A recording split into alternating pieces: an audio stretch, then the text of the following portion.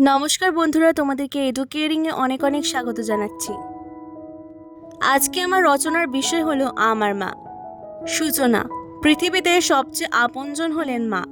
শিশুকাল থেকে শৈশব পর্যন্ত সন্তানকে লালন পালন শিক্ষা দীক্ষায় মানুষ করে তোলার পেছনে মায়ের ভূমিকা অনন্য। মা সম্পর্কে নেপোলিয়ন বলেন, আমাকে একটি শিক্ষিত মা দাও, আমি তোমাদের শিক্ষিত জাতি দেব। এই কথার মধ্যেই নিহিত রয়েছে আমাদের জীবনে মায়ের গুরুত্ব। মায়ের গুরুত্ব। আমার প্রিয় ব্যক্তিত্ব আমার মা। মাকে আমি খুব ভালোবাসি।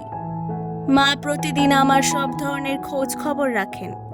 সময় মতো খাওয়া, লেখাপড়ার প্রতি সজাগ দৃষ্টি রাখা আমার মা ছাড়া অন্য কেউ করেন না। মা আমাকে যেভাবে শিক্ষা দেন আমি সেভাবেই তার পথ অনুকরণ করি। মায়ের আদর্শ শিক্ষায় আমাকে সমাজে মানুষের মতো মানুষ হিসেবে গড়ে তুলতে সহায়তা করেছে।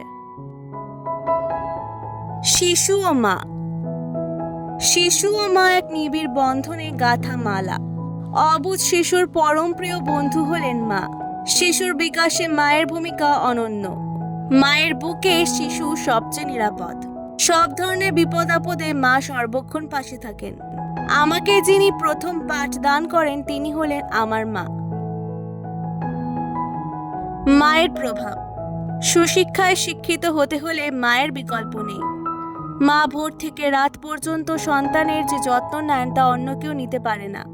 সময় মতো খাওয়া, স্কুলে যাওয়া, বিশ্রাম নেওয়া, এই বিষয়গুলো মা প্রতিনিয়ত তদারকি করেন।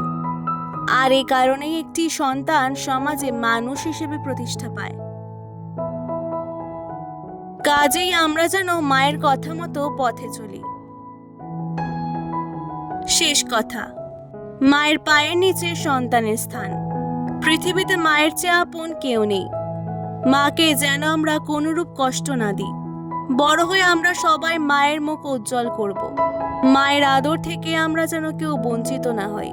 আজকের ভিডিওটি ভালো লাগলে অবশ্যই আমার চ্যানেলটিকে সাবস্ক্রাইব করে দেবেন। অনেক অনেক ধন্যবাদ।